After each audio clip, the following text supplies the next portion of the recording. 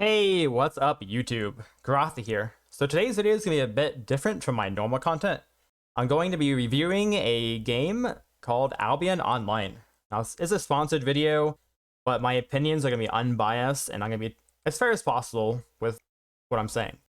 Generally, I only take sponsors for games that I think I'm going to be interested in personally, and games that I think my audience will be interested in. And I think Albion Online is one of those games. Today's video is mostly going to be a perspective of a new player. I've only played the game for a couple days, but I'm basically going to be talking about the game in general, what I've learned, all the game systems, and just my general thoughts on the game. Yeah, I hope you guys enjoyed the video, and let's get into it. So what is Albion Online? Albion Online is an MMORPG. The game is set in an open fantasy world and features a player-driven economy where nearly every item is player-crafted. You can combine armor pieces and weapon suited to your own unique playstyle. For example, if you want to play a fire mage, you can use a fire staff and gain fire abilities from the staff. You gain your abilities from the armor and weapons you're using, so it's easy to switch them on and off, and I'll talk more about the item system later. It's a very important game system in this game though. Graphics in Albion Online. Now I'm not going to talk about this that much, because personally, I don't really care about graphics that much. It's more about gameplay for me and game systems. But I do want to mention them really quickly because they're a little bit polarizing, I think. My initial reaction to them were they're a little too simple and maybe a little too cartoony. But after playing the game a bit, I think they really fit the game and the gameplay. And they're very simplistic and stylized. I feel like this is something that after you play a game for a bit, it will kind of grow on you. But yeah, that was my first thoughts on the graphics and my initial reaction. But like I said, I don't care too much about it, so let's move on. Social aspects of Albion Online. Now, this game is a very social game. It is an MMORPG. However, this is something I don't have any experience with. I didn't join a guild. I've only played solo for a couple days. But yeah, I've heard that especially when you're PvPing, there's full loot PvP zones. You definitely don't want to be solo for those, I think. Because imagine like you run into a group of like 5 to 10 players. You're going to be at a really big disadvantage for like the PvP aspect of the game. So I think you are pretty incentivized to play in a guild and like share crafting materials and stuff like that. It seems like there's a lot of benefits to being in a guild. However, it does seem like you can play solo as well.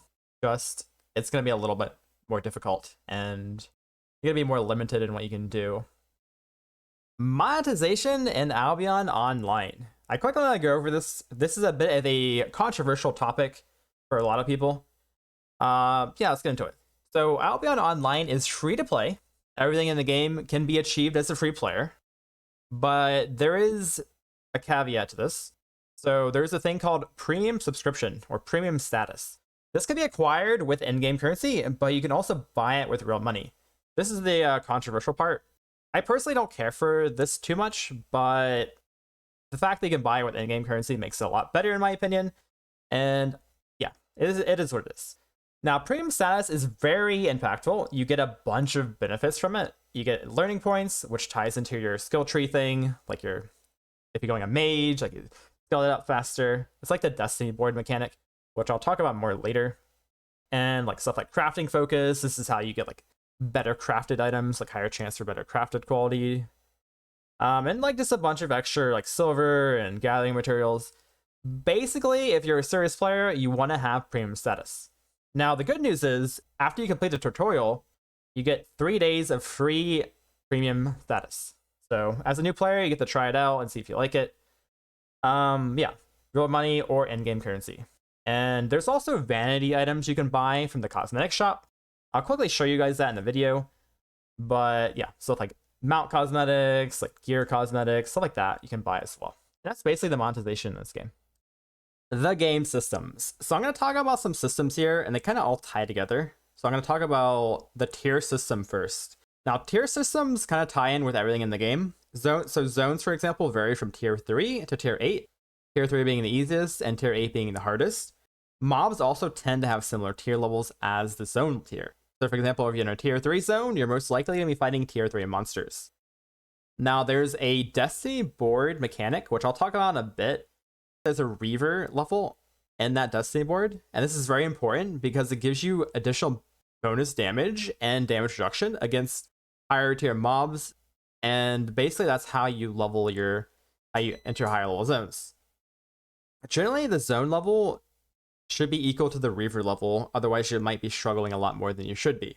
Tier system also applies to items and crafting materials as well as gathering materials. Zone tiers also generally have the same tier of resources as well. Let's actually talk about items now. So items give you your abilities in this game. I talked about this a bit. You get to choose between different skills for each item you have equipped. So for example, using a fire staff, it gives you a bunch of different skills to choose from for the fire staff. And if you're using a sword, for example, you'd get completely different abilities from that sword. Now, with that in mind, fame is basically experience for items, and it affects your destiny board. So fame and destiny board are pretty much tied together, and items are tied to that. Now, your destiny board is where you actually see what you've leveled up. So for example, if you're using a fire staff and you're killing monsters with a fire staff, it would give you experience for that in your destiny board. The higher level you have with that, the higher tier of items you can use, and the higher tier skills you get to use. And also the more damage stuff you do. Killing stuff with your item gives you higher level stuff. It's a very cool combination in this game, and it's very spec classless system, and it looks super complicated, but in reality, it's very straightforward. I'll show you the destiny board in the footage here. A ton of different options. You can use a ton of different items and combinations.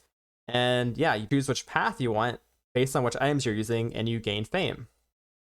This also works with crafting, refining, and gathering.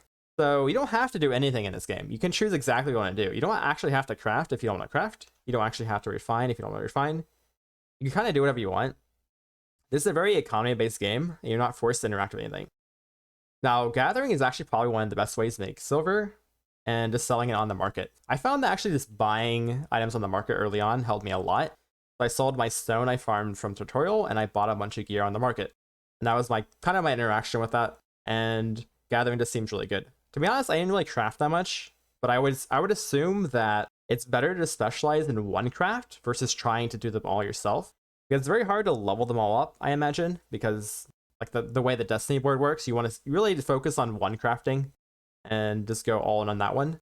You get different qualities from crafting as well, so the higher tier you have, the better items you can make with crafting focus. And they vary from, I think it's poor to masterpiece. And the thing with item quality is it affects how good your skills are. So the better the quality of the item, the better your skill is, like in terms of numbers. The only thing that affects like the different abilities is like the tier of the item, which I talked about earlier.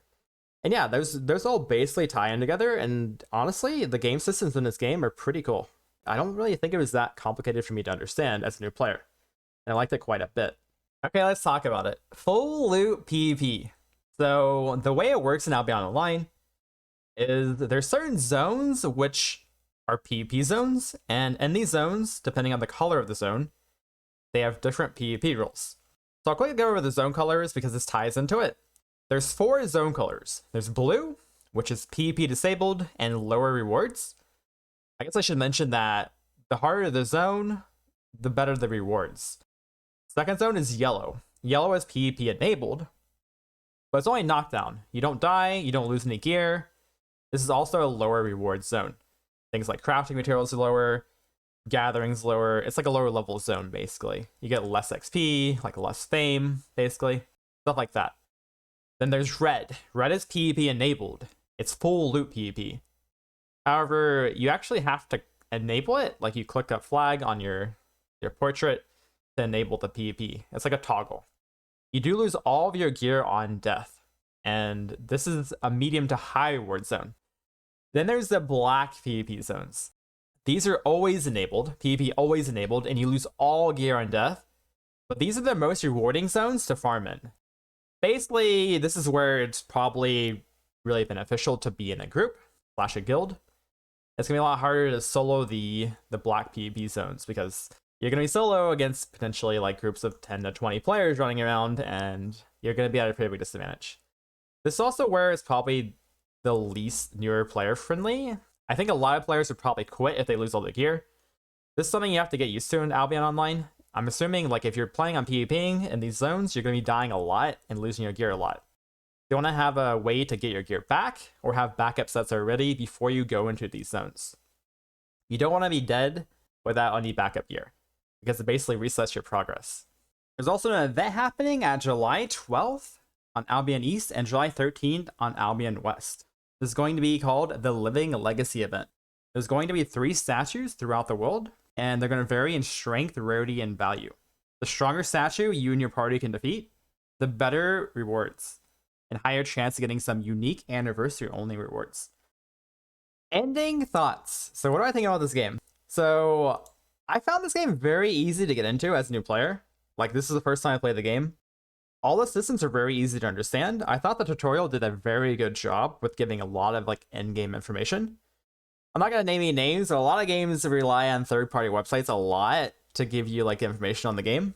I did look at some third-party websites for this game, but it was nothing like any other game I've played. I had a lot of like in-game tips and stuff, which were actually pretty useful for me. And I found the systems are pretty easy to understand as well.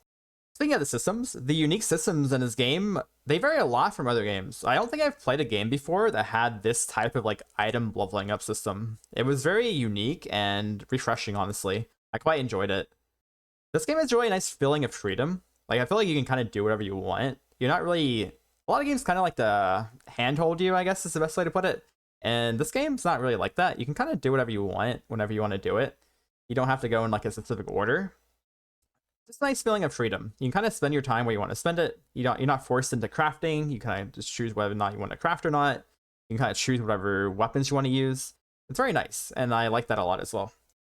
The one thing I did not like about the game, or my biggest issue with it, was the monetization. Like I said before, I'm not a huge fan of getting endgame power for real money, but that's my only complaint, and you can get everything in the game as a free player, so I can kind of get over that. Before I forget, if you guys want to help support the channel and you like this video and you want to check out the game, I have a referral link below, and yeah, you could try the game out and help the channel out as well. Anyways, I hope you guys enjoyed the video, and I'll see you guys next time.